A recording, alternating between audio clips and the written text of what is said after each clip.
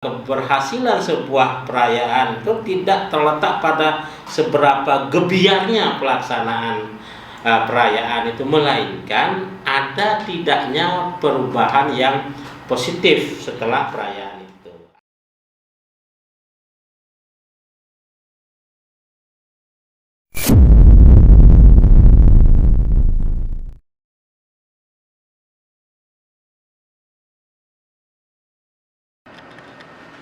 Assalamualaikum warahmatullahi wabarakatuh. Selamat datang di Sir Podcast. You better be ready. Oke nih ya, di podcast kali ini ya kita kedatangan tamu spesial, sangat-sangat spesial. Nah, di sini yaitu ada Bapak Mustajib SPD MPD bersama kita semua di sini. Beliau ini adalah Kepala Sekolah Indonesia ya. Nah, mungkin untuk lebih jelasnya lagi, mari kita perkenalan langsung kepada Bapak Mustajib beliau. Silahkan Bapak.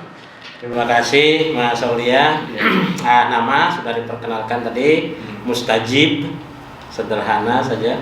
Ya, asal saya dari Lombok Tengah. Kemudian saya baru 1 tahun di Sekolah Indonesia ya, yang super hebat ini. Masya Allah. Sebentar ya. Nah, ini kan kita kan lagi mengadakan apa yang namanya itu Hari Batik Nasional gitu kan, pada tanggal 2 Oktober gitu, tanggal 2 Oktober. Nah, di sini kan menurut Bapak sendiri nih, sudut pandang Bapak, batik itu bagaimana sih? Mungkin bisa dijelaskan oleh Bapak, batik itu seperti apa di pandangan Bapak atau di pandangan yang lain juga. Oke. Sebelum menjawab pertanyaan yang bagus sekali dari Mas Aulia, boleh saya bertanya balik ini? Oh iya, boleh. Silakan. Kira-kira ada yang berbeda nggak dari penampilan saya nih? Wah, asik. Apa gimana? Beliau hari ini kelihatannya Bapak menggunakan batik ya nih. Batik. Menggunakan apa itu namanya? Songkok penutup kepala. Nah, kayak kepala. Oke. Ya, seperti itu. Ini batik dari mana ini? Oke. Ternyata sudah Jun ini nih ya. Ya benar bahwa saya pada saat ini memang memakai batik. Iya. Ini batik, yang ini juga batik, gitu ya. Sama-sama batik, tapi ada bedanya. Mungkin sekilas tampak tidak ada perbedaan. Oh, sama-sama batik, gitu ya. Nah, batik yang saya pakai sebagai ikat kepala ini dari Jawa Barat. Jawa Barat. Sementara baju yang saya pakai ini batik dari NTB, Nusa Tenggara Barat. Dari Lombok juga. Iya, namanya Sasambu. Batik Sasambu. Ya, dari NTB itu ada 3 suku asli, ada Sasak yang mendiami Pulau Lombok. Kemudian ada suku Samawa di ujung barat Pulau Sumbawa, pisah ini pulaunya. Kemudian ada Bojo di ujung timur Pulau Sumbawa. Nah, berbeda batiknya, tetapi insya Allah tetap harmonis gitu ya. Seperti Indonesia gitu ya. Walaupun berbeda-beda, tapi tetap satu harmonis. Ikat tunggal ika ya. Nah, tadi pertanyaannya bagaimana sih batik itu? Nah, barangkali saya ingin kontekskan sedikit ya ke dalam yang lebih khusus, bagaimana batik itu bagi bangsa Indonesia, atau barangkali disederhanakan apa sih arti batik itu bagi bangsa Indonesia gitu ya. Betul. Nah, sebagai bagian dari Indonesia, saya ingin mengatakan bahwa pertama, batik itu merupakan produk atau karya dari nenek moyang kita, dari leluhur kita. Dan kalau kita membaca sejarah, ini sebelum abad ke-6 itu sudah ada batik kita di Indonesia itu. Ada kita kenal batik Ponorogo. Nah, itu sebelum abad ke-6 itu sudah ada. Terus di abad ke-12 ini batik yang semula dipakai di lingkungan kerajaan keluar dia, tidak hanya dipakai di lingkungan kerajaan tetapi menyebar ke masyarakat. Nah, ini barangkali sesuai dengan perkembangan zaman, perjalanan waktu makin menyebar sehingga bolehlah dikatakan di semua daerah itu ada batik. Iya, benar. Iya. Dan masing-masing daerah itu memiliki keunikan sendiri-sendiri, kekhasan sendiri-sendiri. Ya, seperti sini. Ini batik Sesambo dari Nusa Tenggara Barat gitu ya. Ada keunikan, misalnya ada gambar seperti ini, lumbung. Nah, ini lumbung tempat penyimpanan padi dulu di dalam masyarakat tradisional di daerah kami. Gitu. Nah, ini merupakan ciri khas daerah kami. Nah, saya kira semua sama. Batik di daerah itu memiliki kekhasan-kekhasan, keunikan-keunikan yang terlahir dari istilahnya kearifan lokal yang berada di masing-masing tempat. Mungkin ada yang di daerah pesisir, daerah pantai mungkin akan bercorak ikan dan lain sebagainya sesuai dengan daerah masing-masing. Nah, kemudian tadi disampaikan bahwa di sekitar abad ke-12 itu tidak hanya di lingkungan kerajaan tetapi menyebar ke masyarakat. Nah, kemudian hal lain yang bisa kita tarik dari situ di samping perkembangan itu luas cakupan daerah itu ya untuk batik itu ada pergeseran, mungkin fungsi gitu, ada perkembangan yang barangkali ketika di lingkungan kerajaan atau lingkungan terbatas itu hanya sebatas fungsi sandang, pakaian saja, jadi pakaian. Tetapi ketika sudah menyebar, digunakan masyarakat luas, sudah berkembang, bisa jadi tidak hanya sebagai pakaian saja. Seiring dengan perkembangan, dia bisa juga berfungsi sebagai bahan kerajinan, tidak terbatas sebagai bahan sandang. Nah, seperti ini kita lihat, ini sudah bahan kerajinan namanya ini. Kemudian di tas ada juga kita sepatu pakai batik. Ini sudah bergeser fungsi. Nah, terkait di dalamnya juga bahwa batik juga sudah berfungsi sebagai atau punya nilai ekonomis. Nilai ekonomis bahkan dalam sejarah perjalanan ekonomi ya, kita melihat bahwa batik itu merupakan salah satu strategi untuk ekonomi bertahan gitu ya. Nah, jadi apa yang ingin saya sampaikan adalah bahwa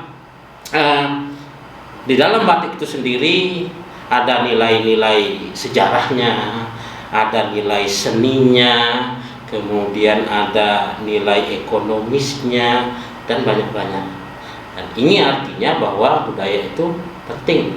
Bahkan pentingnya batik ini sudah diakui oleh dunia. Nah, dengan demikian mau tidak mau kita mengatakan bahwa batik untuk kita itu merupakan sesuatu yang sangat-sangat berarti. Gitu. Ya, benar. Okay. Dan bisa lanjut. Okay. Berarti batik itu kan sudah melewati beberapa sejarah-sejarah dari abad ke abad lah istilahnya. Iya, kalau begitu. Awalnya dari mungkin di dalam kerajaan atau dalam kerajaan. Sekarang kan menyebar keluar. Betul. Ya mungkin tadi cuman kayak dijadikan pakaian. Sekarang kan udah bertransformasi, berubah menjadi kayak ada sepatu, ada yang lain lah gitu bentukannya. Oke. Mungkin kita langsung saja masuk ke pertanyaan berikutnya. Nah, ini kan tadi itu? Jadi awal mulanya itu sejarahnya kan tadi ada abad-abadnya itu kan. Nah, untuk sejarah peringatan Hari Batik Nasional di Indonesia itu sendiri gimana sih? Nah, ini persepsi saya ya, dan yang mungkin sudah menjadi pengetahuan umum kita bersama, seperti yang sudah saya sampaikan tadi itu bahwa batik ini sudah menjadi warisan leluhur kita ya. Nah, dan disampaikan tadi juga perkembangannya di tanah air kita sebelum abad ke-6 bahkan gitu ya. Kemudian dalam sejarah juga kita ketahui pada abad ke-12 seperti tadi yang awalnya di lingkungan keraton, lingkungan Majapahit, kemudian menyebar ke masyarakat. Kemudian pada tahun 1817 ini batik itu tidak hanya dikenal di Indonesia, tetapi juga dikenal di Eropa. Iya, ini melalui buku The History of Java yang ditulis oleh Sir Thomas Stanford Raffles namanya ya. Oh iya. Raffles ya, yang kita tahu ya, gubernur Inggris yang pernah bertugas di tanah Jawa dulu itulah. Ini yang memperkenalkan di Eropa. Kemudian kalau kita membaca sejarah lagi di tahun 1873 ada seorang saudagar yang pernah datang ke Jawa. Kemudian dia memberikan batik ini ke museum etnik di Belanda, dan ini yang membuat batik itu tambah populer di luar sana di kancah internasional. Nah, kemudian secara khusus kita tahu Pak Harto, presiden kita kedua, itu secara khusus pernah memakai batik ketika menghadiri konferensi PBB. Ini tambah kenal terus ya. Nah, tambah meluas ini ya. Nah, secara khusus pada tahun 2008 pemerintah Indonesia mengusulkan supaya batik ini menjadi warisan budaya, warisan kemanusiaan untuk bidang budaya non benda itu ya. Ya, alhamdulillah setahun berikutnya, tepatnya pada tanggal 2 bulan 10 maksud saya, tanggal 2 bulan 10 bulan Oktober tahun 2009 PBB menetapkan batik ini sebagai warisan kemanusiaan untuk warisan kemanusiaan untuk bidang lisan dan non benda, masterpiece of the oral and intangible cultural heritage of humanity gitu ya. Jadi, nah sejak tanggal itulah ditetapkan itu untuk mengenang penetapan itu, sehingga setiap tanggal 2 Oktober itu kita merayakan atau celebrating tanggal 2 Oktober itu sebagai Hari Batik Nasional gitu ya. Sampai sekarang alhamdulillah sudah berapa tahun jadinya ya. Kan kita kan pelaksanaan batik nasional kan tadi kita melaksanakannya tuh. Iya. Nah, untuk di sini sendiri tuh bagaimana sih menurut Bapak pelaksanaan batik nasional di Sekolah Indonesia Syariah itu gimana sih? Oh, gitu ya. Tadi saya sampaikan bahwa saya di sini baru 1 tahun gitu ya. Artinya sebelumnya tidak tahu persis gitu ya. Tetapi menurut informasi-informasi yang saya dapatkan dari rekan-rekan bahwa pelaksanaan perayaan celebrating gitu ya, Hari Batik di Sekolah Indonesia Syariah ini ada pemilihan siswa yang berpenampilan dengan batik itu bagus. Kemudian ada foto-foto dengan Bapak Ibu guru, dengan kepala sekolah di masing-masing kelas gitu ya. Itu beberapa informasi. Nah, ya saya kira mungkin masih banyak, tetapi untuk saat ini dan untuk ke depan saya menginginkan di samping mempertahankan tradisi-tradisi tadi ya, kan untuk mendokumentasikan ya itu momen-momen yang bersejarah, kita mencoba untuk go beyond gitu, kita untuk mencoba melakukan yang lebih dari itu gitu ya. Jadi misalnya yang terjadi saat ini, Ya, kita di samping kita memeriahkan dengan Hari Batik ke nasional, semua menggunakan batik. Kemudian kita dorong Bapak Ibu guru, kalau ada materinya yang berkaitan dengan batik barangkali, sehingga momentumnya mengena gitu ya.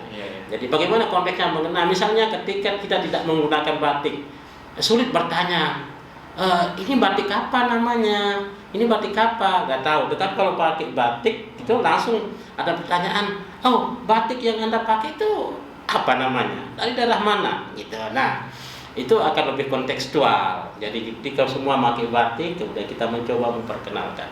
Nah, kemudian ada kegiatan-kegiatan seperti memperkenalkan batik-batik tertentu, anak-anak mulai meniru. Nah, harapan kita ke depan adalah dari meniru ini anak-anak bisa punya kreasi sendiri yang ke depan terus, karena kita percaya bahwa hal-hal kemampuan dalam mendesain, memproduksi rancangan itu akan tambah bermanfaat, sehingga ke depan kita akan mengarahkan yang lebih kreatif lagi, yang lebih produktif lagi, yang lebih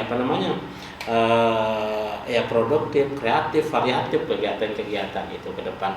Ya misalnya dengan adanya lomba-lomba, kalau tadi yang berpenampilan dengan batik bagus, kemudian mungkin ke depan kita kaitkan dengan menulis isi tentang bagaimana menjadikan batik ini tetap langgeng sepanjang masa gitu kan, bisa melestarikan dengan di era-era seperti yang terus berubah ini, bagaimana supaya tetap bisa bertahan gitu kan, itu yang menjadi tantangan. Itu otomatis yang menstimulate kemampuan anak untuk berpikir, berkreasi, berdesain dan sebagainya. Itu yang insya Allah kita coba akan terus dorong di masa-masa yang akan datang di Sekolah Indonesia Syariat ini. Semoga semua harapannya itu sangat tergantung seperti Mas Olia dan teman-temannya itu bagaimana mensupport itu semua dan meramaikan. Semoga tahun-tahun ke depan bakal jadi tahun-tahun lebih baik Amin. sebelumnya. Amin. Nah, kita masuk ke pertanyaan terakhir nih Bapak nih ya. Ini kan Bapak punya pesan-pesan untuk generasi muda yang ada di sekolah syariah atau sekolah-sekolah SILN yang lain. Apakah Bapak punya pesan-pesan? Ini menurut saya ya.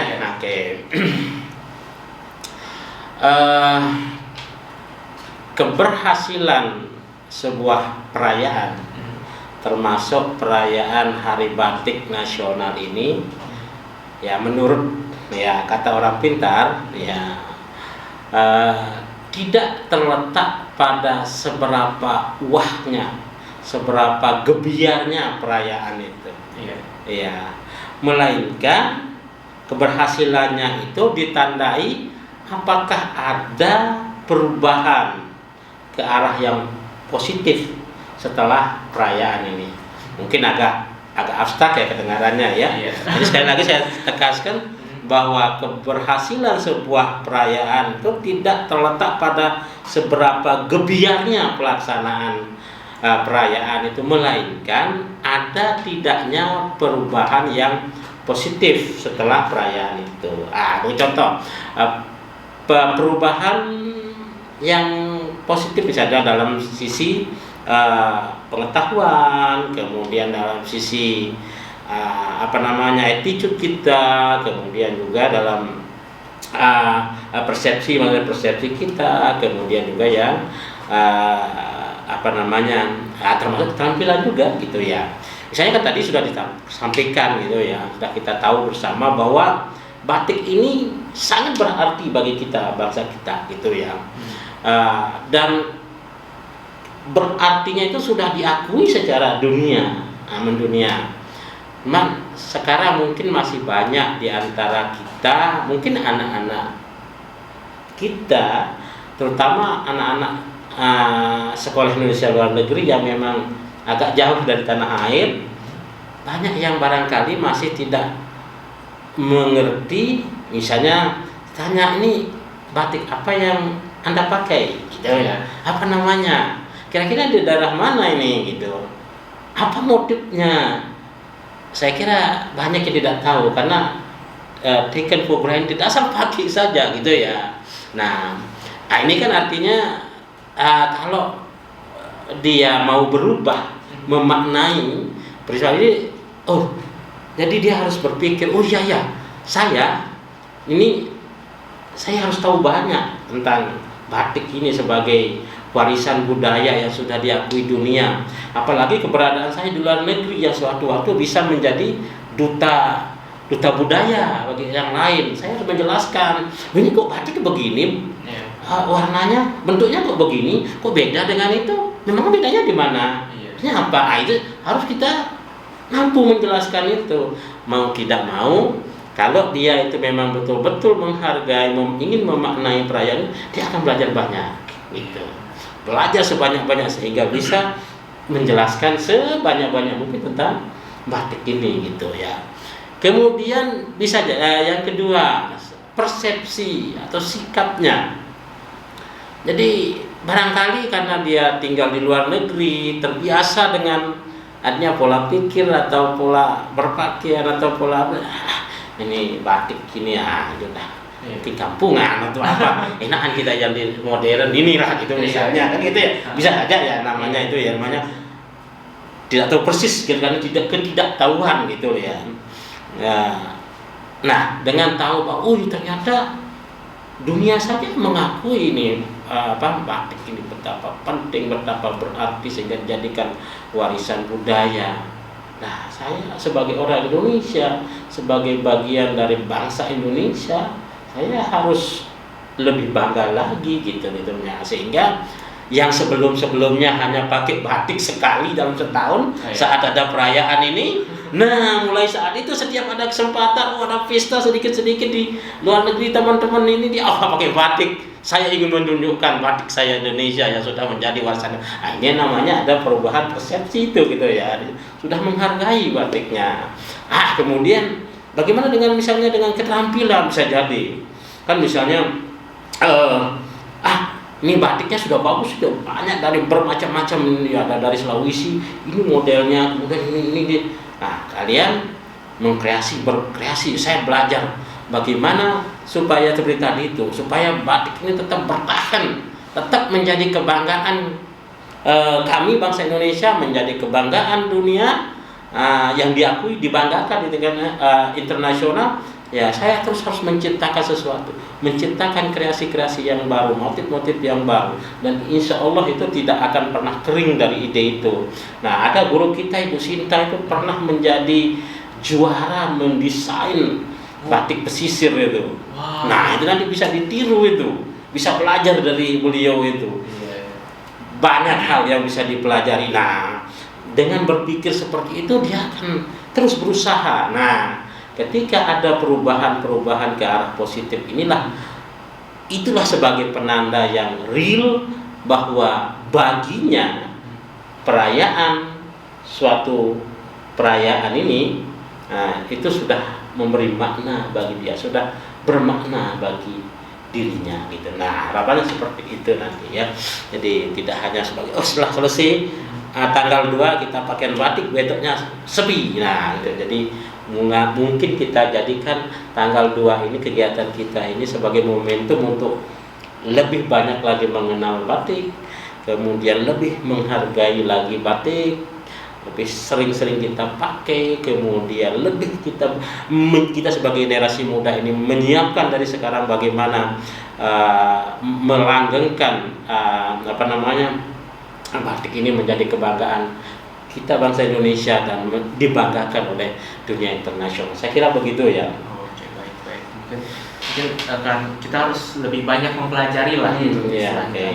Terus melestarikan agar batik ini tidak hanya untuk dipajang atau diapainkan. Betul. Kita harus lebih maju lagi untuk menciptakan sesuatu yang positif, bukan untuk membawa kenegatifan. Betul. Ya, baik. Terima kasih ya Bapak Mustajib atas datang ke podcast kami. Mudah-mudahan ada manfaatnya bagi kita semua. jika ada yang bermanfaat, tapi insya Allah akan bermanfaat bagi kita. Ya, semoga pesannya nyampe kepada penonton-penonton kita yang ada di sini. Amin, ya. amin, amin, amin. Mungkin kita tutup acara kali ini ya, Bapak. Terima kasih. Ya. Oke, sekian untuk podcast kali ini dan kita akan bertemu lagi di podcast selanjutnya. Assalamualaikum warahmatullahi wabarakatuh. Bye-bye semuanya. Waalaikumsalam warahmatullahi wabarakatuh.